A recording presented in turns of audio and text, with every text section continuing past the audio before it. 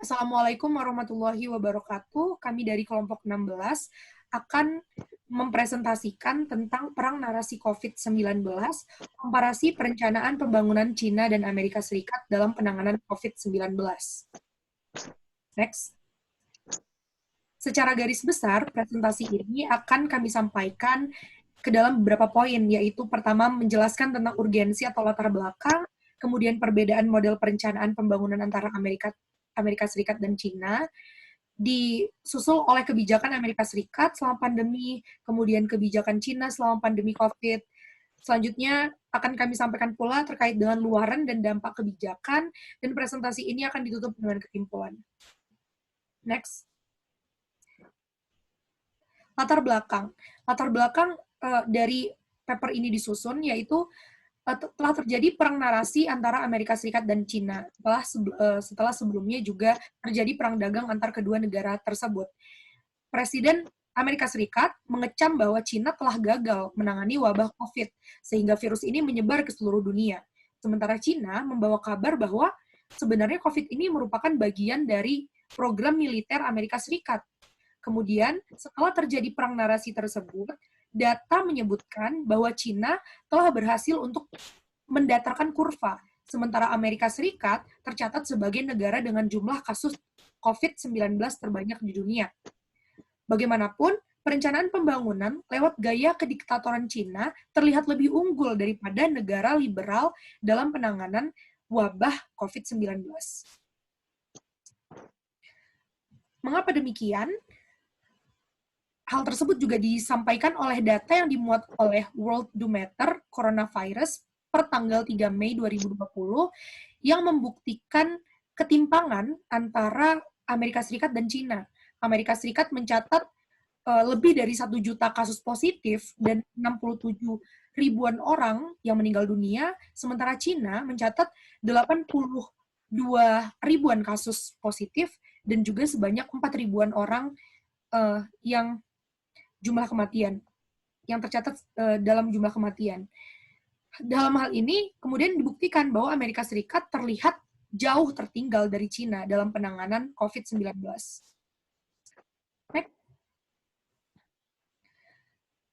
Nah, dalam hal ini, kita bisa melihat bahwa model perencanaan sangat berpengaruh terhadap bagaimana kedua negara tersebut merespon wabah COVID-19. Amerika Serikat yang menganut sistem politik liberal dan budaya masyarakat yang liberal pula menganut kebebasan membuat pemerintah tidak mengambil kebijakan yang tegas selama pandemi COVID-19. Kebijakan-kebijakan yang dibuat Amerika Serikat dinilai terfragmentasi sehingga memungkinkan infeksi dan jumlah kematian semakin meningkat dari waktu ke waktu. Berbeda dengan China dengan negara komunis yang memberlakukan perencanaan pembangunan terpusat lebih mudah untuk mendatarkan kurva karena mereka mempunyai data-data masyarakat yang data ini kemudian bisa dikelola untuk kemudian bisa merespon wabah dengan lebih cepat. Sementara di satu sisi Amerika hanya berfokus pada laju perekonomian, bagaimana kemudian laju perekonomian ini tetap stabil. Ya, kemudian kita bisa melihat bahwa perbandingan kebijakan China dan juga Amerika Serikat. Yang pertama, kebijakan China ini memiliki kebijakan isolasi massal, di mana langkah-langkah isolasi massal ini bertujuan untuk mencegah penyebaran infeksi COVID-19 dengan mengisolasi penduduk di rumah sakit darurat dan tempat karantina, bahkan memisahkan orang tua dari anak-anak yang menunjukkan beberapa gejala COVID-19. Kemudian, di China ada kebijakan yang terkenal, yaitu kebijakan Ling Jichu, atau biasa penduduk Cina bilang kebijakan Cina nol kontak, yang dinyatakan berhasil menekan penyebaran COVID-19. Yang pertama, upaya pembatasan mobilisasi massal dilakukan di Beijing dengan menutup semua sekolah, memaksa jutaan orang untuk tetap tinggal di rumah, serta membangun sejumlah rumah sakit. Kemudian, mewajibkan penghuni untuk memiliki izin resmi masuk dan keluar dari gedung apartemen mereka. Kemudian yang ketiga, akses ke toko makanan dibatasi sekali setiap beberapa hari. Kemudian kebijakan yang ketiga, di mana kebijakan ini yang mampu menekan pandemi COVID-19 di Cina itu adalah kebijakan artificial intelligence, di mana kebijakan ini melalui proses pengenalan wajah dan sistem nama asli akan membantu melacak orang-orang yang berpotensi terinfeksi virus dan secara efektif mengekang penyebaran patogen dengan teknologi AI ini. Kemudian ada juga proses pengumpulan sistem nama asli yang mengharuskan orang untuk menggunakan kartu ID yang dikeluarkan pemerintah untuk membeli SIM ponsel, mendapatkan akun media sosial, aktivitas naik kereta, naik pesawat, atau bahkan membeli bahan makanan. Kemudian pemerintah Cina juga telah meluncurkan aplikasi seluler yang disebut dengan Close Contact Detector untuk memungkinkan pelacakan yang terinfeksi secara lebih maksimal. Dan dari seluruh data tersebut nanti rinciannya akan diidentifikasi secara personal. Pengguna juga dapat memindai kode QR untuk memeriksa apakah mereka telah melakukan kontak dekat dengan seseorang yang terinfeksi dan apakah mereka memiliki resiko yang tinggi terhadap virus COVID-19 ini. Next. Berbeda dengan di Amerika Serikat, di bidang medis, kebijakannya memiliki beberapa kelemahan. Yang pertama dari kendala laporan utama, yaitu tantangan birokrasi dan komunikasi yang tidak efektif antara pengelola laboratorium dengan pemerintah lembaga pusat. Kemudian juga terdapat hambatan yang ditemukan ini bukan hanya teknologi, tetapi perilaku, kepercayaan, dan nilai bersama yang dianut oleh warga Amerika Serikat. Kemudian jutaan orang tidak diasuransikan dan keengganan masyarakat untuk pergi ke dokter karena mengingat biaya pembayaran ini sangat mahal dan juga sistem administrasi kesehatannya tidak transparan. Kemudian dilanjut dengan masalah dalam pendistribusian layanan tes kesehatan secara cepat atau rapid test bagi warga Amerika Serikat yang membutuhkan ini dinilai kurang maksimal di Amerika Serikat. Kemudian di Amerika Serikat ini terkenal dengan Pusat Pengendalian dan Pencegahan Penyakit atau disebut dengan CDC Amerika Serikat. Ini tidak mau mematuhi dan mengikuti protokol dari WHO. Masalah rantai pasokan bahan-bahan seperti reagen kimia yang diandalkan oleh tes ini juga sangat terbatas. Kemudian pengujian PCR juga lambat, dibutuhkan waktu sehari untuk mendapatkan hasil tes setiap penduduknya. Kemudian berbeda dengan Cina, bahwa kebijakan ekonomi di Amerika Serikat ini sangat kuat, yaitu kebijakan stimulus Goliat, di mana ada beberapa poin yang sangat diupayakan dalam kebijakan ini. Yang pertama yaitu perluasan bantuan pengangguran, bantuan kepada negara bagian, fasilitas kesehatan dan layanan publik, dukungan untuk industri yang terkena dampak lebih besar, kemudian diberikan pinjaman untuk UMKM guna menghindari PHK. Nah, kebijakan stimulus Goliat ini juga didukung oleh kebijakan Families First Coronavirus Response Act, yang dimana terdapat 5 kebijakan yang diupayakan dalam Families First Coronavirus Response Act ini. Yang pertama, free testing for coronavirus, terus kemudian juga ada penguatan ketahanan pangan, hingga kepada meningkatkan jaminan untuk para masyarakat yang terkena pengangguran. Next. Selanjutnya kita masuk ke dampak kebijakan penanganan COVID-19 di Cina. Yang pertama ada kebijakan isolasi massal. Nah, kebijakan dampaknya ini menurut International Monetary Fund atau IMF. Yang pertama ada menekan penyebaran pasien, kemudian adanya output pabrik yang turun 1,1% untuk bulan Maret karena Cina perlahan mulai memproduksi lagi. Kemudian ada pariwisata yang tidak berjalan sama sekali di Cina. Kemudian ada pembangunan di segala aspek yang terhenti. Kemudian penjualan retail anjlok sebesar 15,8% pada bulan kemarin. Kemudian banyak pembeli yang hanya membeli dari rumah atau tinggal di rumah. Kemudian ada pengangguran yang mencapai 5,9% pada bulan Maret. Dan ini merupakan sedikit lebih baik daripada data yang tertinggi pada bulan Februari, yaitu mencapai 6,2%. Kemudian dana sebesar 400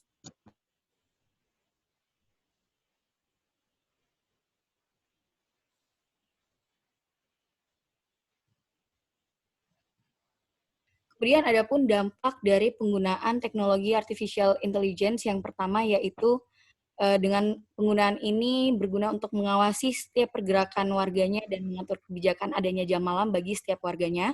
Kemudian memunculkan sikap semakin waspada bagi setiap masyarakat dan warga Cina yang menjadi lebih patuh terhadap peraturan atau kebijakan yang diterapkan oleh pemerintah.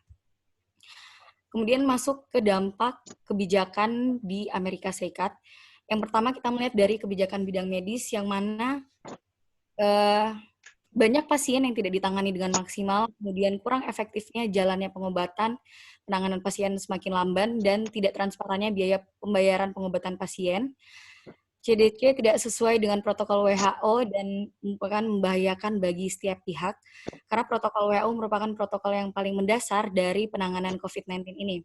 Kemudian semakin sulit menekan penyebaran virus di Amerika Serikat, dan pengujian polymer chain reaction atau PCR yang lambat dan berdampak semakin lambatnya juga penanganan para pasien COVID-19. Kemudian ada pun kebijakan di bidang ekonomi menurut Congressional Budget Office atau CBO.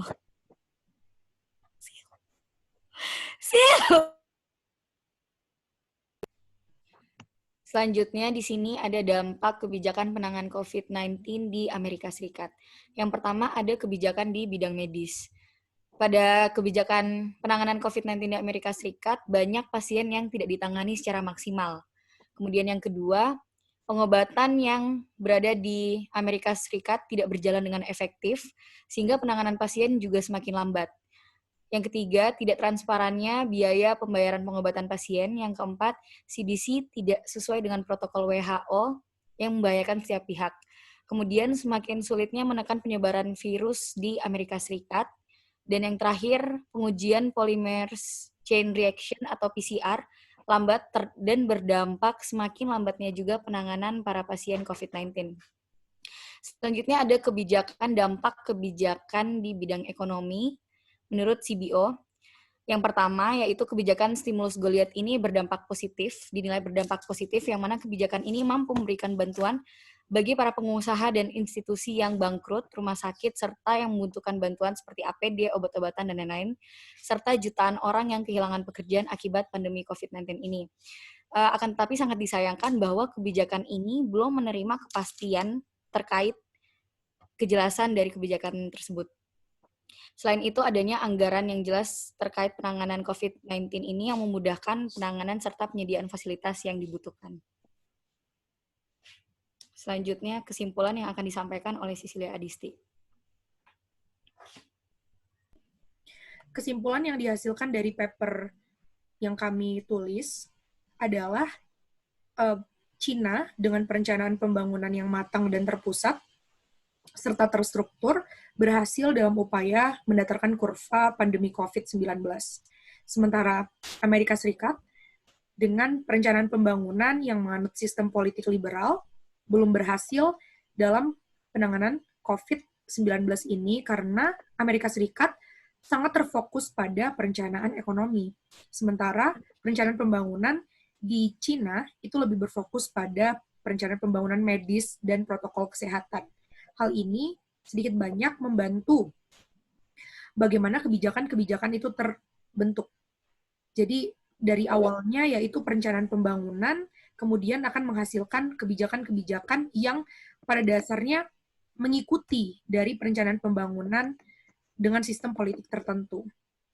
Maka dari itu, sampai pertanggal 3 Mei 2020,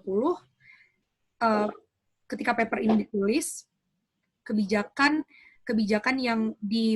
yang diformulasikan oleh Cina lebih efektif daripada kebijakan-kebijakan yang dihasilkan oleh Amerika Serikat.